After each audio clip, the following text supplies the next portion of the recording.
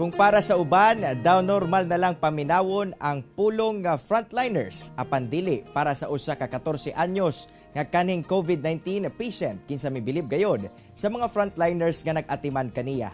Ilailahon nato siya pinaagi sa report ni Chin sa Bute. Niadtong Oktubre, na-isolate ang 14 anyos nga si Ailsa Moriel Boyles, kauban ng iyang pamilya sa usa ka COVID-19 quarantine facility sa Davao City. Sama sa ubang nataptan sa maong sakit, sagol kahadlok ug kakulba gayud ang gibati ni Ailsa.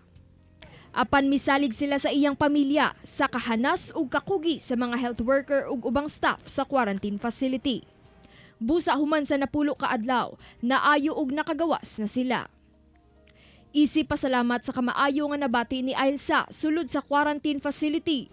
Nagbilin siya og sulat ug sketch alang sa tanang frontliner nga nagatiman kanila.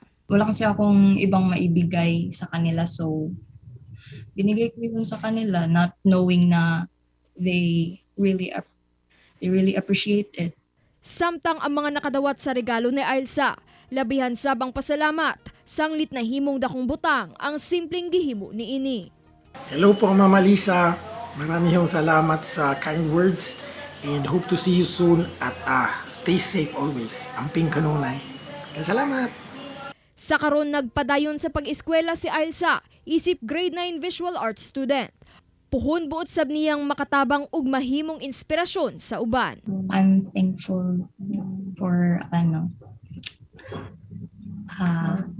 for the teachers who taught me and who also inspired me.